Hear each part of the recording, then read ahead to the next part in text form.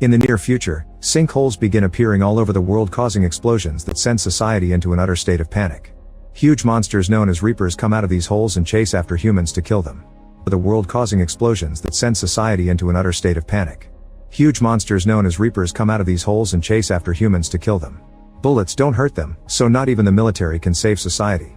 Eventually, people who live in high altitudes report that the monsters freeze at 8,000 feet, so survivors start moving to elevated areas to start a new life. 3 years later in Colorado, Hunter lives in a small community in the Rocky Mountains. One day he decides to cross the 8,000 feet safe line, curious to see what's on the other side. He barely gets to take a few steps before he encounters a reaper, so Hunter begins running back. The monster almost gets him, but he manages to cross the line just in time. Afterward, Hunter returns to his home in the Lost Gulch Refuge where 193 survivors live. His father will scold him for crossing the safe line, reminding him of the monsters but also of Hunter's lung problems. Hunter explains he only wanted to find more people, so Will points out he can't lose him like he lost his wife. Later, Will goes hunting with Katie and shares what happened. Katie understands his worries but also points out Hunter is the only child in their community, so it's natural that he wants to find friends to play with.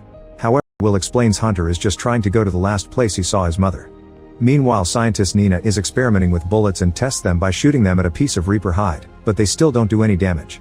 That night, Will hears Nina still shooting and gets annoyed as he remembers the time his wife left with her on the special mission that killed her. Suddenly he hears Hunter coughing and rushes to the boys' room to change the filter of the machine that helps him breathe. Soon Hunter calms down and can sleep again, but that was the last filter in the house.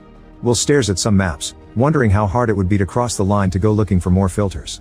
On Hunter's birthday, Will manages to get the community's last box of mac and cheese to give his son a treat. While they cook, Hunter wonders why they don't use the radio anymore. Will explains they need to save electricity, so they use flags to communicate with other refuges.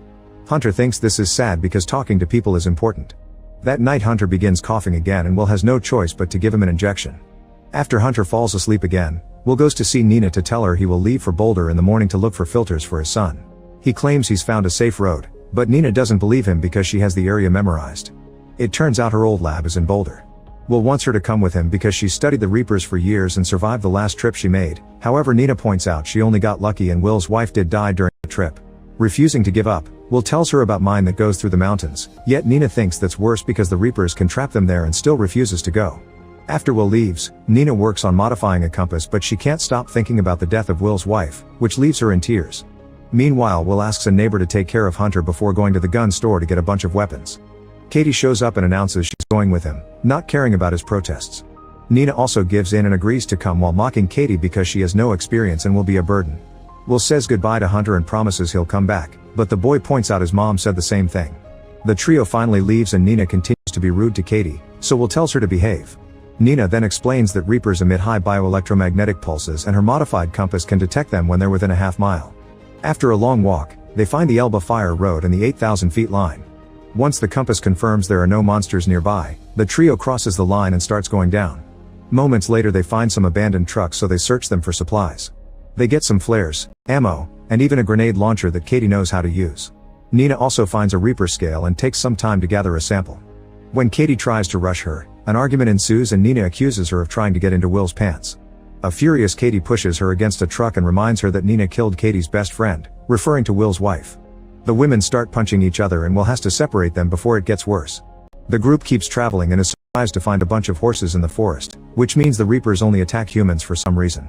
Eventually they make it to Alta Vista ski area, where they plan to use the chairlift to travel to the mines safely. At that moment Nina's compass indicates that there's a monster nearby and they see something shaking the forest trees. Will immediately climbs to the top of the lift and starts working on activating the backup generators while the women stay on the ground to offer cover. Katie panics when she sees the monster approaching and shoots a few grenades that cause some explosions but do no damage at all to the Reaper. Will finishes connecting the generator and Nina hits the switch before getting on a chair, where Will immediately joins her. They open fire at the Reaper as it gets closer while Katie begins climbing the tower to reach the chairs too. The monster jumps on the cables and makes the chairs shake, but the duo manages to hold on. Katie waits for the right moment to jump but unfortunately misses the chair, so Will has to catch her mid-air. Nina runs out of bullets right before the monster makes the cables shake again, causing all three of them to fall to the ground. They immediately start running and manage to cross the line into the 8,000 feet area right before the monster can catch them. Since it's getting dark, the trio decides to stay in the ski resort for the night. While they share a drink, Nina points out that when the Reapers appeared, they killed 95% of the world's population without stopping to eat or sleep. Predators kill to eat, but the Reapers kill humans for fun and don't attack other animals. This makes her wonder if they were sent specifically to get rid of humanity. After the women fall asleep, Will remembers again the last talk he had with his wife, who really trusted Nina's skills to find a way to kill the Reapers. The next day the group finally makes it to the mine where Will used to work. He explains that both ends of the tunnel are above 8,000 feet but the lower levels do go below the safety line, which isn't received well. The tunnels aren't properly sealed so the creatures could still find them, not to mention Nina's compass won't work underground. They've come this far though, so Nina and Katie have no choice but to keep following Will.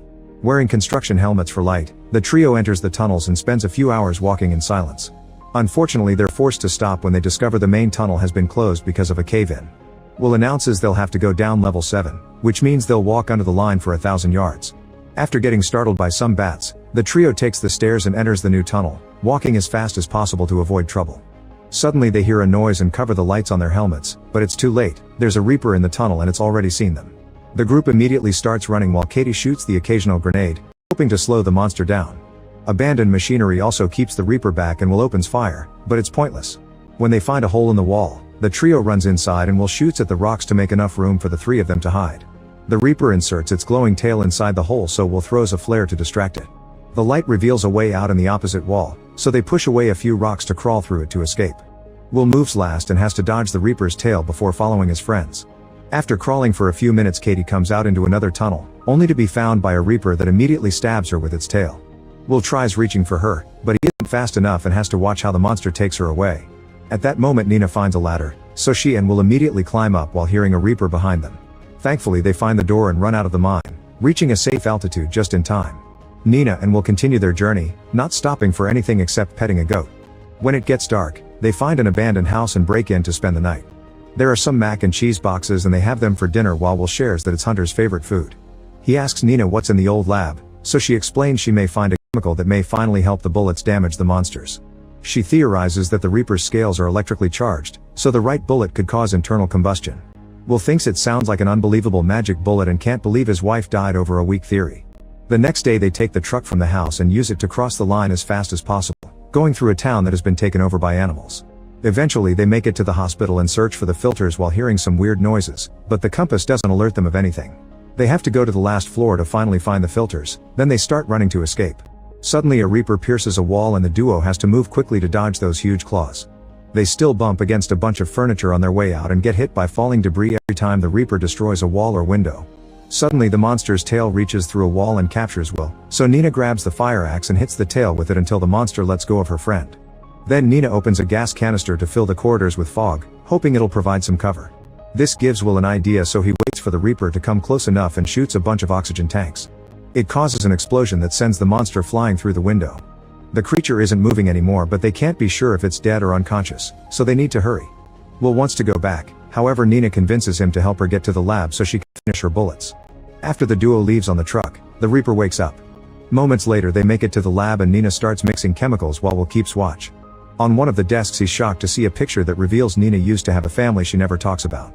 Nina cries as she explains that on the day the world ended, she had been working and couldn't be with her family. She feels extra guilty because her son had a soccer game that day and she chose not to go. Nina also admits she hates herself for causing the death of Will's wife, but Will assures her it was nobody's fault. When Nina finally finishes her bullet, she tests it on the hide and nothing happens. She tells Will to go back to his son but she's staying to keep on experimenting until she finds a solution or the Reapers kill her. Will leaves on his truck while Nina tries another bullet mix, but it doesn't work either. She's so distracted that she doesn't notice her compass reacting. At that moment she hears some noise but also realizes there's a certain chemical combination she hasn't tried, so she hurries to mix it as her last hope. Meanwhile the truck accidentally pops a tire and loses control until it falls on its side. Will is unconscious for a few moments but wakes up when he hears a monster coming. He has to kick off the truck window to get out and starts running as the Reaper chases after him. Going up the hill is hard for his body after the crash and by the time he's about to cross the safe line, a second Reaper is blocking the way. Will desperately opens fire to no avail and loses hope, but at that moment Nina shows up and shoots her new bullets. A strange explosion happens full of smoke and electric charge, confirming her theory. Nina quickly shoots all the Reapers, killing them in seconds even when they try to run away. Then she grabs a piece of the Reaper's body and shows Will the mechanical parts, confirming these beasts are robots that were programmed to kill humans. When Will asks who sent them, Nina theorizes it was aliens. Later when the duo returns to their refuge, Will reunites with Hunter and Nina raises a pirate flag to announce she's discovered a way to fight. Soon survivors gather to build tons of special bullets and will finally uses the radio again to send their message of hope everywhere. Nina also keeps monster bodies to keep on studying them. Once everyone is armed, the survivors enter the forest and kill as many Reapers as possible to retake the land. One night Will and Nina look at the sky with a telescope and notice 3 mysterious lights approaching Earth. Make sure to subscribe and turn on notifications so you can watch more videos like this. Thanks for watching.